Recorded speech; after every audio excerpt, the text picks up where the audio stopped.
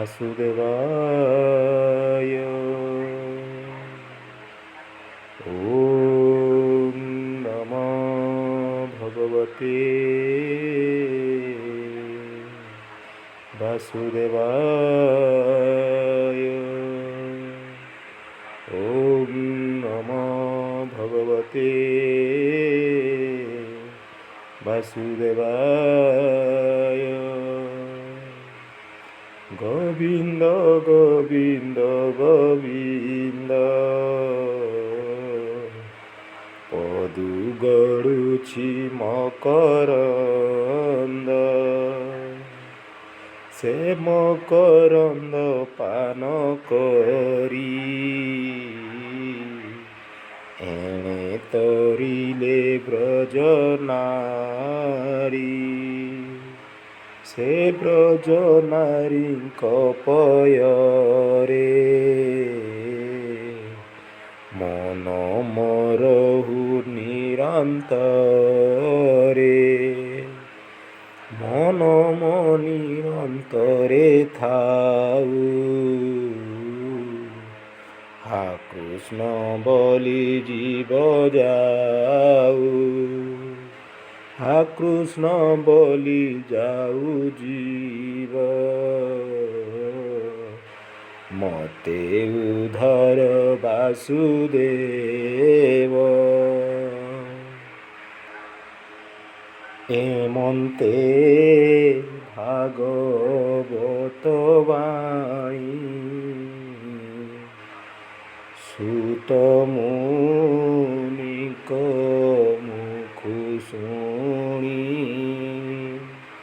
मुनिक मध्ये कर्म सुध सैनक नामे कुलवृद्ध। सर्वमुनिक अवधाने पुछन्ति मधुर वचने।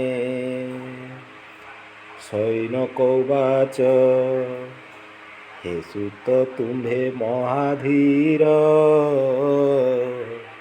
बकता जन मध्ये बर गंगार तीरे राजा गे। सुक कहिले ब्रह्म भागे ए भागवत धर्म केबे। व्यास रचिले केउं जुगे से कथा कह आम्ब आग। तुम्बे से अट महाभाग काहार बोले काहीं बसी। कि भावे कि हेतु देसी सुक जे ताहाक कुमार समदरसी निर्विकार। एकांत मति रात्र दिने कृष्ण महिमा जार मने। निर्माया मूढ़ता प्रतीति लखी न पारे केही गति। যাহার আগমন কাড়ে দেব কন্যা এথিলে জড়ে। স্বভাবে নগ্ন তাଙ୍କୁ দেখি ধাইলে লজ্জাକୁ পেখি। ଦେଖିବା ଅର୍ଥେ ଜଳ ତୋଟେ ମିଳିଲେ ମୁନିଙ୍କ ନିକଟେ। ବ୍ୟାସଙ୍କୁ ତାଙ୍କ ପଛେ ଚାହିଁ ଜଳରେ ପଶିଲେ ବେଗେ ଯାଇ। ସ୍ୱଭାବେ ସେ ସୁର ଯୁବତୀ ଜାଣନ୍ତି ସର୍ବ ପ୍ରାଣୀ ଗତି। ଦେଖି କନ୍ୟାଙ୍କ ମୂଢ଼ ଗତି ଚଞ୍ଚଳ ବ୍ୟାସଙ୍କର ମତି। ଏମନ୍ତେ କନ୍ୟା ଗଣେ ଚାହିଁ ବ୍ୟାସ କହନ୍ତି ଖେଦ ବହି, ପୁଣି କ୍ଷଣିକେ ପାଇ ଶାନ୍ତି। କନ୍ୟାଙ୍କୁ ଚାହିଁ ପଚାରନ୍ତି, ଅଇଲ ମୋର ପୁତ୍ର ଛାହିଁ, କିମ୍ପା ପଶିଲ ଜଡ଼େ ଯାଇ। ଏ କିସ ତୁମ୍ଭର ବ୍ୟବହାର, ସେ ସୁକ ମୋହର କୁମର। ତରୁଣ ବୟସ ତାହାର, ଏ ବୃଦ୍ଧ ଶରୀର ମହର। ବ୍ୟାସ ବଚନେ ନାରୀ ଗଣେ, ତକ୍ଷଣେ ନମିଲେ ଚରଣେ। ବୋଲନ୍ତି ବ୍ୟାସ ମୁଖ ଚାହିଁ, ସଂସାର ତାଙ୍କ ଦେହେ ନାହିଁ। ତୁମ୍ଭେ ଯେ ବୋଲ ଆମ୍ଭେ ବୃଦ୍ଧ,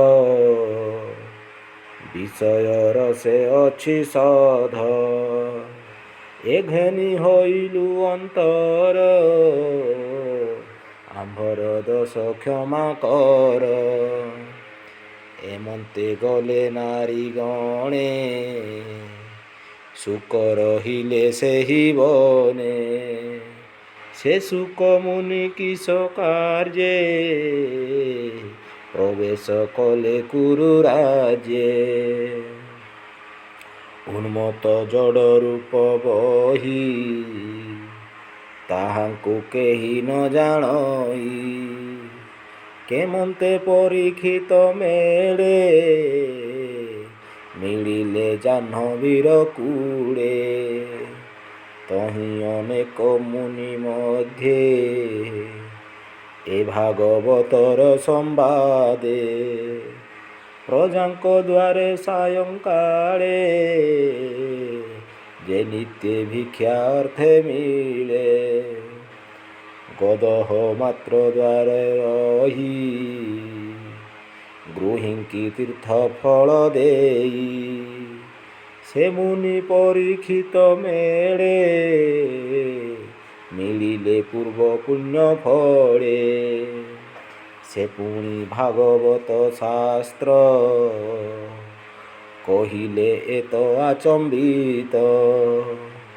ସେ ଭାଗବତ ପରୀକ୍ଷିତ, ସ୍ୱଭାବେ ଅଭିମନ୍ୟୁ ସୁତ।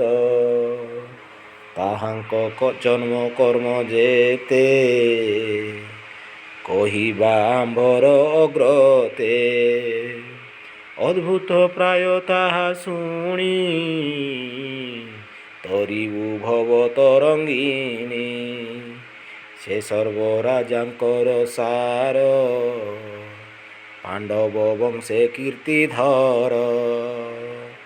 ଏଡ଼େ ସମ୍ପଦ କରି ଦୂର, କିମ୍ପା ରହିଲେ ଗଙ୍ଗା ତୀର।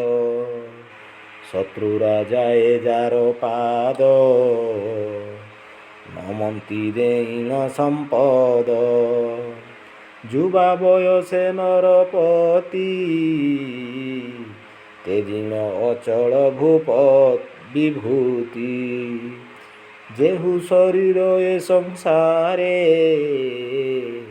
ବହଇ ପର ଉପକାରେ। ହରିଚରଣ ଚିନ୍ତି ଚିତେ, ଯେ ରାଜା ବର୍ତ୍ତେ ଜନହିତେ। ସେ କିମ୍ପା ଛାଡ଼ିଲେ ଜୀବନ, ଉପେକ୍ଷି ଗୃହ ଦ୍ୱାରା ଧନ। କହ କାରଣ କିବା ଅର୍ଥେ, ସଂଶୟ ଛାଡ଼ିବ ଯେ ମନ୍ତେ। ତୁମେ ସର୍ବଜ୍ଞ ନିର୍ବିକାର, କହ ସଂଶୟ ଯାଉ ଦୂର। ହେମନ୍ତେ ସୈନକ ବଚନେ, ସକଳ ପ୍ରଶ୍ନ ଅନୁମାନେ। କହନ୍ତି ସୁତ ମହାରୁଷି, ମୁନିଙ୍କ ପ୍ରଶ୍ନ ପରଶଂସି। ସୁତ ଉବାଚ, ଶୁଣ ସକଳ ମୁନିଜନ, ଶ୍ରୀକୃଷ୍ଣ ଚରିତ ବିଧାନ।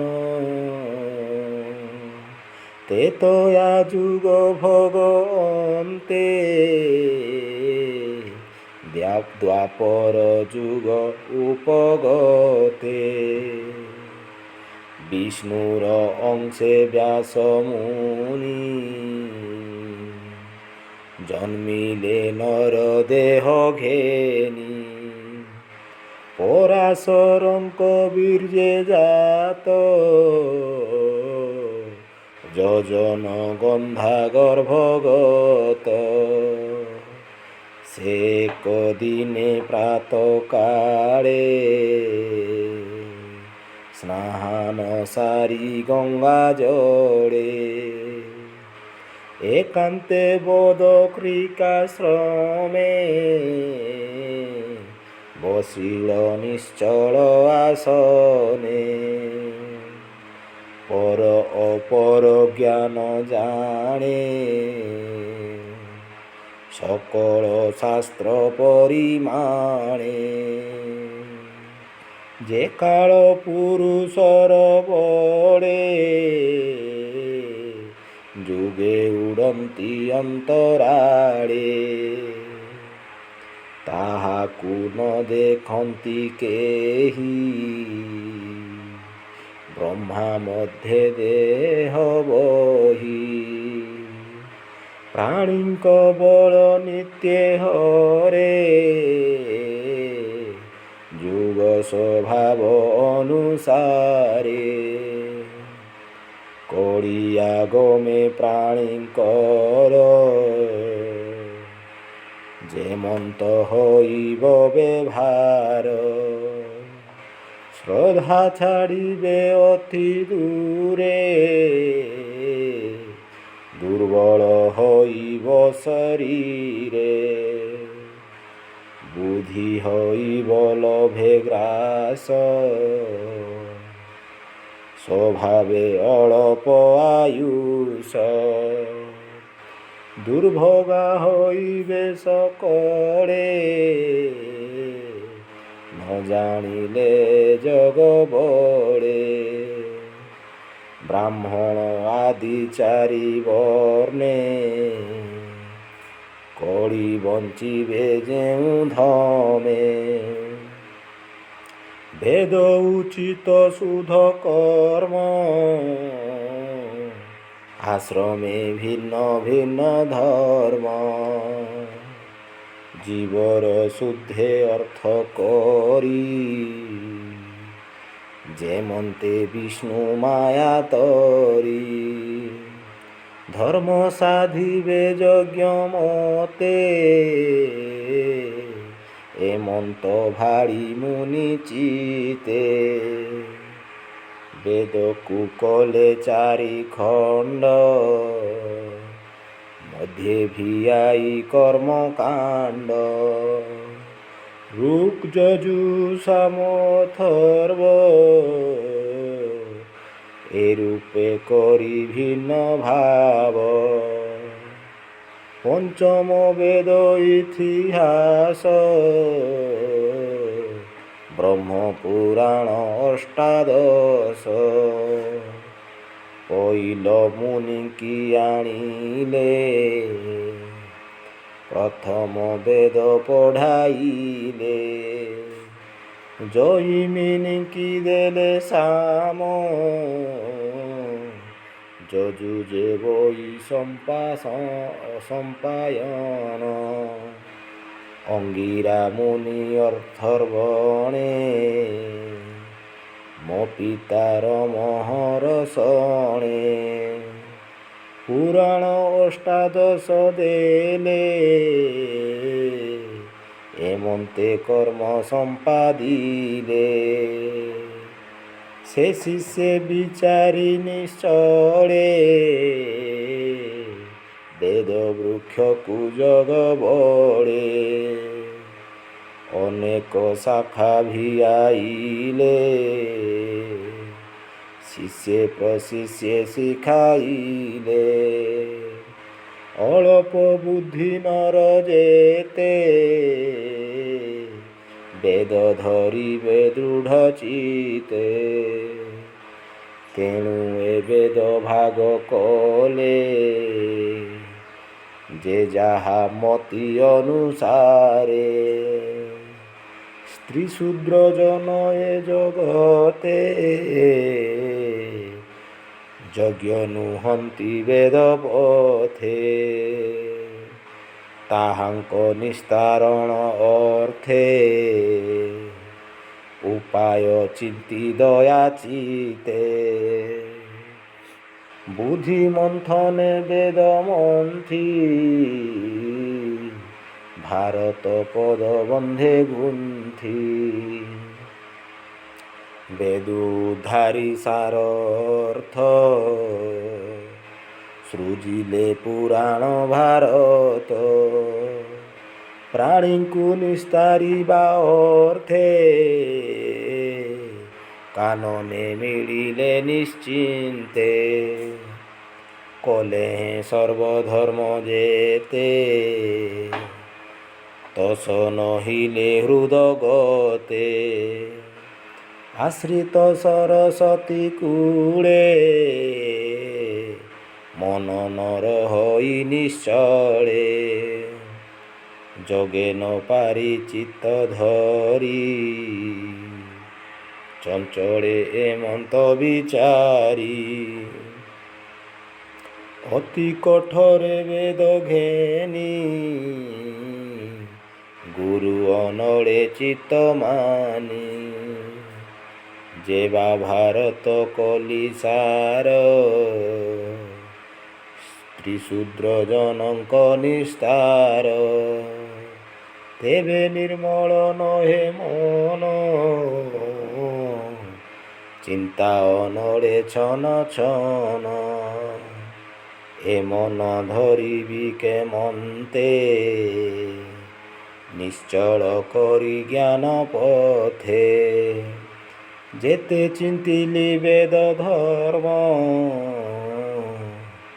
ବିଚାରେ ଏସେ ମାୟା ଭ୍ରମ।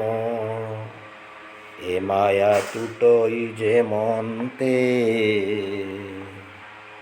ଶ୍ରୀକୃଷ୍ଣ ଭକ୍ତି ଜଗ ପଥେ। କହିବି ଭାଗବତ ଧର୍ମ ଯେଣେ ନ ଲାଗେ ମାୟା ଭ୍ରମ।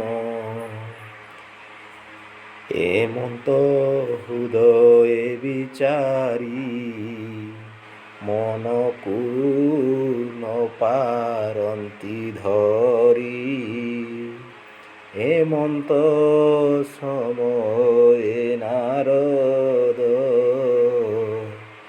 ଆସନ୍ତି ଶୁଭେ ବୀଣାନାଦ। ତକ୍ଷଣେ ସରସ୍ୱତୀ ତଟେ ମିଳିଲେ ବ୍ୟାସଙ୍କ ନିକଟେ। ନାରଦ ଆଗମନ ଦେଖି ତକ୍ଷଣେ ଆସନ ଉପେକ୍ଷି। କେତେ ଦୂର ଆଗସରି ନାରଦ କରେ କର ଧରି। ବସାଇ ଉତ୍ତମ ଆସନେ ପୂଜିଲେ ଅତିଥି ବିଧାନେ। ଯେ ସେ ବ୍ୟାସ ନାରଦଙ୍କ ପାଦେ ସୁଜନେ ପ୍ରଣମ ଆନନ୍ଦେ। ଯାର ଚିନ୍ତନେ ପାପ ନାଶ ନମୋ ଜଗନ୍ନାଥ ଦାସ। ଇତି ଶ୍ରୀମଦ୍ଭାଗବତେ ମହାପୁରାଣେ ପରମହଂସ୍ୟାଂ ସଂହିତାୟାଂ ପ୍ରଥମସ୍କନ୍ଧେ ନୈମିଷିକୋପାଖ୍ୟାନେ ଚତୁର୍ଥୋଧ୍ୟାୟः।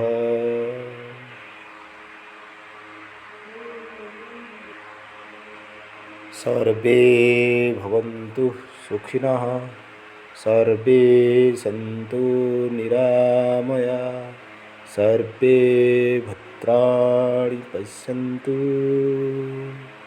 मा कश्चित् दुःखभाग् भवेत्।